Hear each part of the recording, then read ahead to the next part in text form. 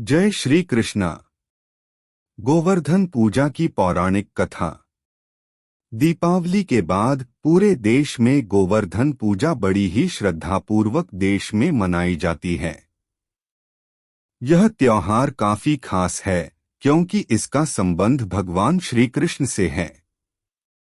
चलिए इस कथा के माध्यम से हम आपको बताते हैं कि इस पर्व की शुरुआत कैसे हुई और इसका भगवान श्री कृष्ण से क्या संबंध है।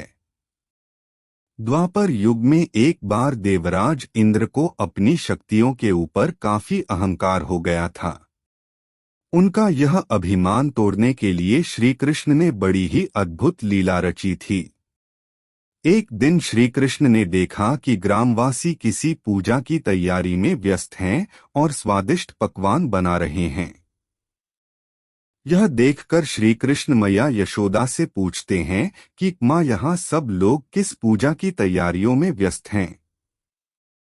श्री कृष्ण की बातें सुनकर यशोदा माता उत्तर देती हैं, बताती हैं कि गांव के सभी लोग इंद्रदेव की पूजा में व्यस्त हैं। कृष्ण जी आगे पूछते हैं कि उनकी पूजा क्यों की जाती है।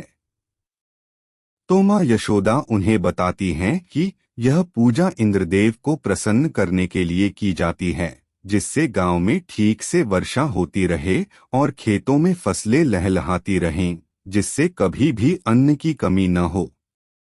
गांव वासियों को साथ यहाँ के पशुओं का भी भरण पोषण इस अन्न से ही होता है। इस बात पर श्री कृष्ण ने कहा कि फिर इंद्रदेव की जगह गोवर्धन पर्वत की पूजा होनी चाहिए, क्योंकि गायों को चारा वहीं से मिलता है। इंद्रदेव तो कभी प्रसन्न नहीं होते हैं और न ही दर्शन देते हैं। श्री कृष्ण की यह बात ब्रिज के अन्य लोगों को भी पता लगी और उन्होंने कान्हा की बात मानकर इंद्रदेव की जगह गोवर्धन पर्वत की पूजा शुरू कर दी। यह देखकर इंद्रदेव अत्यंत क्रोधित हुए और उन्होंने मूसलाधार वर्षा शुरू कर दी।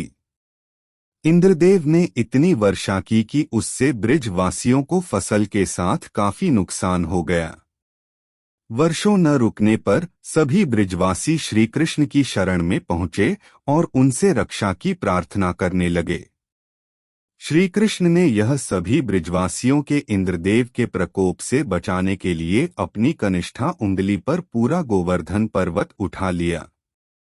उन्होंने ब्रिज के सभी लोगों से अपने गाय, बछड़े और अन्य पशुओं समेत पर्वत के नीचे शरण लेने के लिए कहा।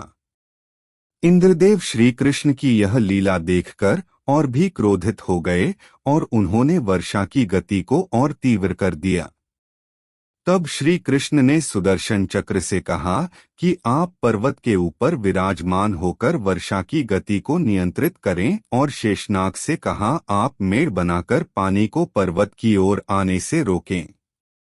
इंद्र लगातार 7 दिन तक वर्षा करते रहे। तब ब्रह्मा जी ने इंद्र से कहा कि श्री कृष्ण भगवान विष्णु के अवतार हैं और उन्हें कृष्ण जी की पूजा की सलाह दी। ब्रह्मा जी की बात सुनकर इंद्र ने श्री कृष्ण से क्षमा मांगी और उनकी पूजा करके अन्नकूट का 56 तरह का भोग लगाया। तभी से गोवर्धन पर्वत पूजा की जाने लगी और श्री कृष्ण को प्रसाद में 56 भोग चढ़ाया जाने लगा। तो दोस्तों, यह थी गोवर्धन पूजा से जुड़ी हुई पौराणिक कथा। आप ऐसी ही अन्य कथाओं के लिए हमारे साथ जुड़े रहें। जय श्री कृष्णा।